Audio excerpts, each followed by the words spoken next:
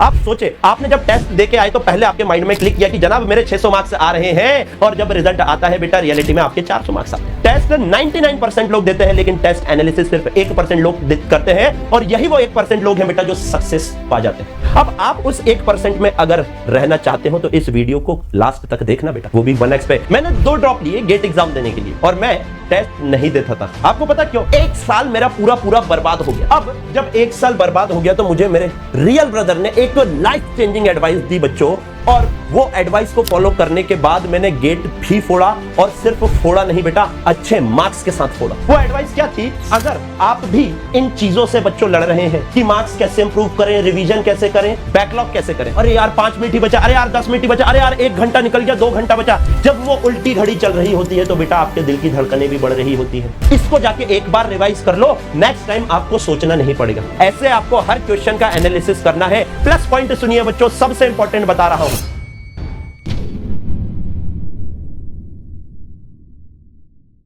मैंने 2 ड्रॉप लिए gate exam देने के लिए, और मैं टेस्ट नहीं देता था। आपको पता क्यों? क्योंकि मुझे फील होता था कि भाई मैंने कुछ पढ़ा ही नहीं है, और अगर मैंने कुछ पढ़ा नहीं है तो मैं टेस्ट क्यों दूं, है ना? और एक ख्याल ये भी आता था कि यार मैंने पढ़ तो लिया है लेकिन रिवाइज नहीं किया है, तो भाई मैं फिर टेस्ट क्यों दूं? अगर ये दोनों सिनेरियो हो रहे थे तो मुझे लगता था कि यार मार्क्स आएंगे ही नहीं तो मैं टेस्ट क्यों दूं, है ना? और फिर एक माइंड में ख्याल ये भी आता था, कोई बात नहीं, मैंने पढ़ सब रखा है, मैं जल्दी जल्दी रिवाइज करके फुल सिलेबस में फोड़ दूंगा भाई जाके। अरे यार, और पता आपको क्या हुआ?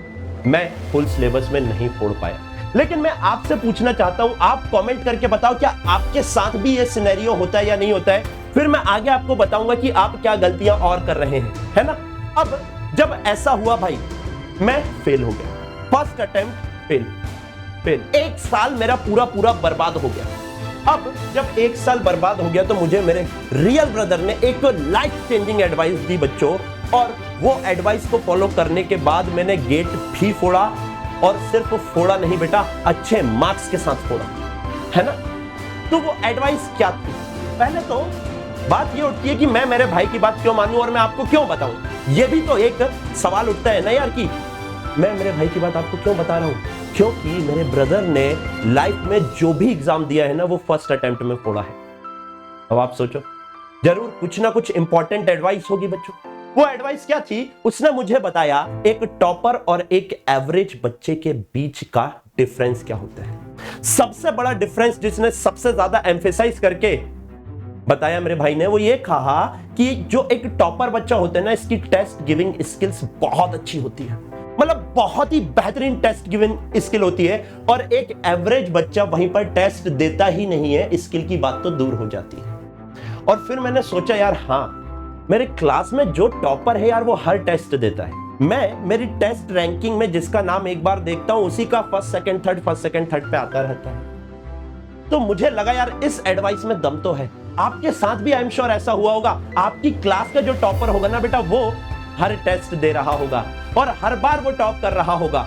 99% सिनेरियो में यही होता है। हाँ, कभी फर्स्ट रैंक पर आ जाता है, कभी सेकंड पे, कभी थर्ड पे। मैं कह रहा हूं वो टॉप 10 में बना रहता है, थ्रू आउट कंसिस्टेंट रहता है टेस्ट देने के लिए। टेस्ट देते देते क्या होता है बच्चों, एक टॉपर के मार्क्स तो इंक्रीज होते ही होते हैं, उसके मल्टीपल रिवीजन भी हो रहे होते हैं, और सबसे इंपॉर्टेंट उसका कोई बैकलॉग नहीं होता है। एक कॉम्पिटिटिव जील रहती है उसके अंदर, एक कॉम्पिटिटिव नेचर रहता है उसका कि यार मेरे को टेस्ट देना है, और टेस्ट तभी देगा जब बैकलॉग नहीं होगा।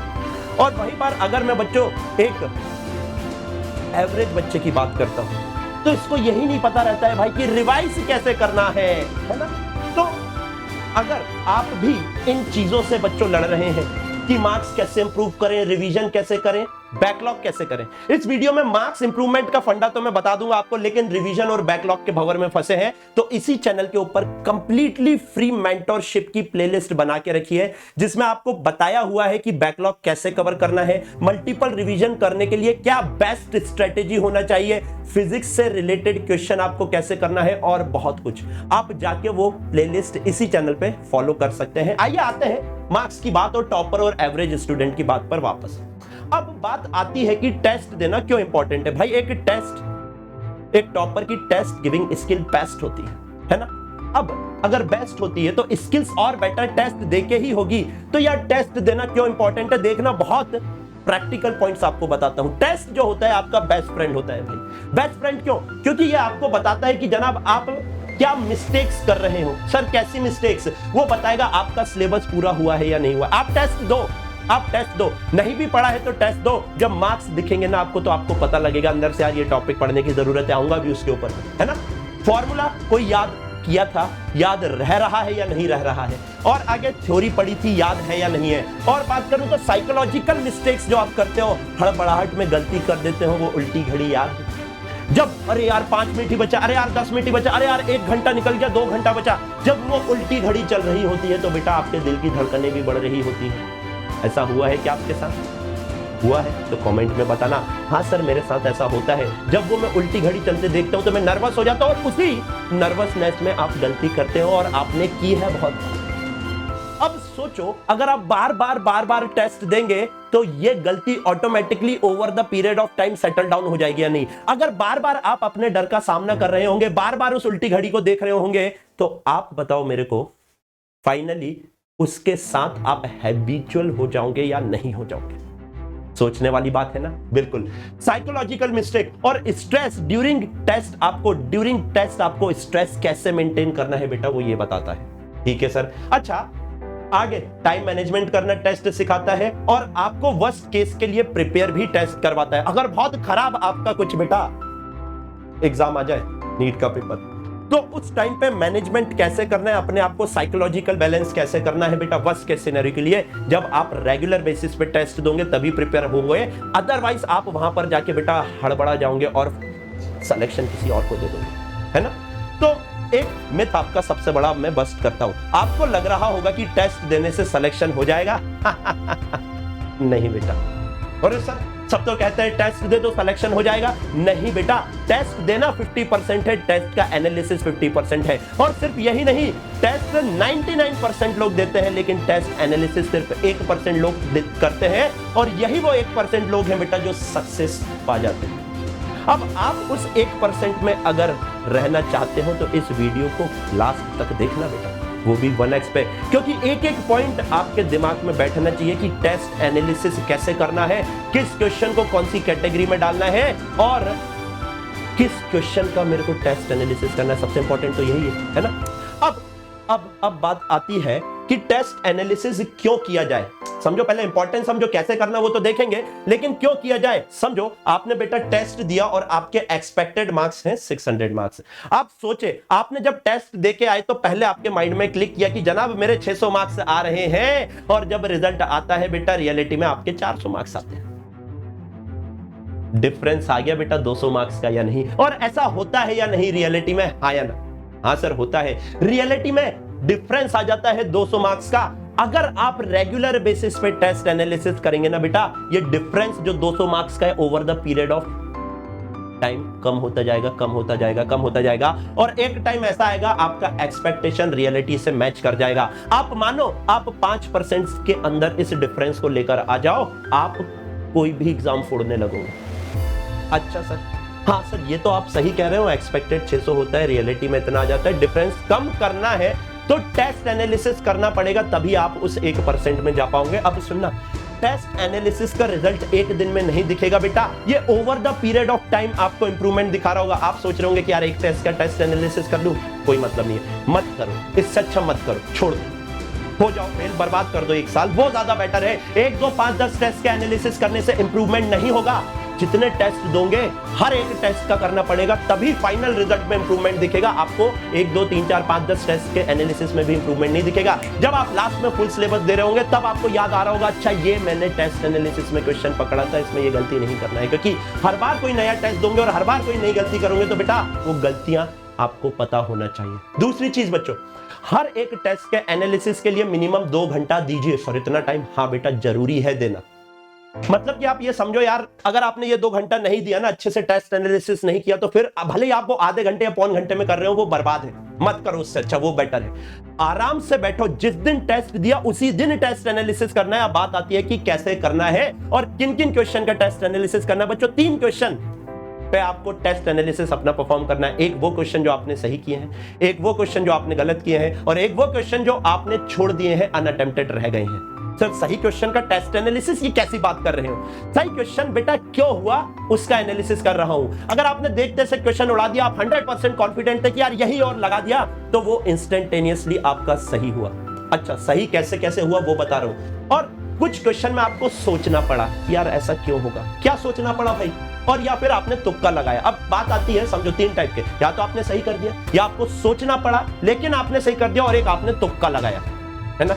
ये 3 टाइप से आपके क्वेश्चन बच्चों, ये 3 टाइप से आपके क्वेश्चन सही हो सकते हैं। अब सुनो, अगर इंस्टेंटेनियसली आप सही कर रहे हो तो टेस्ट एनालिसिस करने की कोई जरूरत नहीं है, बहुत अच्छा उस क्वेश्चन को आप छोड़ दो। अगर किसी क्वेश्चन को सोचना पड़ा तो क्यों सोचना पड़ा उसके ऊपर ध्यान दो कि जनाब आपका थ्योरी छूट रहा था, आपका फॉर्मूला छूट रहा था, आपका कॉन्सेप्ट छूट रहा था, आपको कोई नाम रिकॉल नहीं कर पाया, आपको इसकी इमेज बन रही है दिमाग में, लेकिन वो उस टाइम पे क्लिक नहीं करी कि यार ये चीज के आगे ये लिखा हुआ था। वो आपकी फेडेड मेमोरी है। इसको जाके एक बार रिवाइज कर लो, नेक्स्ट टाइम आपको सोचना नहीं पड़ेगा। अगर आप तुक्का लगा रहे हो ना बेटा, ये तुक्का लालच है, मानो मेरी बात, ये तुक्का एडिक्शन है। अरे यार 5 क्वेश्चन छोड़ दूंगा अगर, तो मेरे मार्क्स कम हो जाएंगे। बेटा वो 5 के 5 गलत हो गए तो और कम हो जाएंगे, इस चीज को सोच दो। मैं ये नहीं कह रहा कि तुक्का मत लगाओ, अगर तुक्का लगा रहे हो बेटा अवॉइड करो लगाना, कैलकुलेटेड रिस्क लो। अगर आपको लग रहा है कि ये 2 ऑप्शन हो ही नहीं सकते तो 2 में से तुक्का लगा देना। अब आप 4 में से तुक्का लगा रहे हो तो बेटा मत करो यार, मत करो, आप अपना सिलेक्शन किसी और को दान में दे दोगे। अच्छा सर ठीक है, तो ये ध्यान रखना है। 3 कैटेगरी, सही हुए तो क्यों हुए, इंस्टेंटेनियस वाले के ऊपर कोई टेस्ट एनालिसिस नहीं करना, सोचना पड़ रहा है तो क्यों भाई, वो जाके फटाक से रिकॉल कर लो। 1-2 बार रिकॉल करोगे तो वो आपके परमानेंट मेमोरी सेट में चला जाएगा, फिर वो भी इंस्टेंटेनियस में चला जाएगा। तुक्का लगा रहे हो तो मत करो, कोई मतलब नहीं है। अब समझो, अगर रॉन्ग हुआ तो या तो थ्योरी और फॉर्मूला के कारण हुआ होगा। थ्योरी और फॉर्मूला के कारण हुआ है तो बेटा जाके सबसे पहले थ्योरी और फॉर्मूला करो। देखो यहां पर थ्योरी और यहां पर भी फॉर्मूला, थ्योरी फॉर्मूला यहां पर भी है, यहां पर भी आएगा, अनअटेम्प्टेड है भैया, ये तो पढ़ना ही पड़ेगा आपको बहुत अच्छे से, है ना। तो थ्योरी और फॉर्मूले, रिएक्शंस, डायग्राम्स बहुत अच्छे से करो, है ना। इसके बाद अगर आगे जाते हैं, कोई कॉन्फिडेंटली रॉन्ग हो गया। कॉन्फिडेंटली रॉन्ग होने का मतलब आप 100% श्योर थे सही है, गलत हो गया, मोए मोए हो गया। आप 100% श्योर थे यही आए, अरे यार सर सिली मिस्टेक हो गई, मैंने नॉट करेक्ट नहीं देखा, मैंने करेक्ट लगा दिया, मैंने नॉट ट्रू नहीं देखा, मैंने ट्रू लगा दिया, मैंने फॉल्स नहीं देखा, नॉट फॉल्स नहीं देखा। ऐसा कुछ भी गलतियां हो जाती है, क्वेश्चन घुमा के दे देते, वो कॉन्फिडेंटली रॉन्ग में आता। क्वेश्चन को अच्छे से पढ़ो, अगर रॉन्ग हो रहा है, कॉन्फिडेंटली रॉन्ग हो रहा है, यानी आपकी प्रैक्टिस की कमी, आप क्वेश्चन को अच्छे से नहीं पढ़ रहे हो।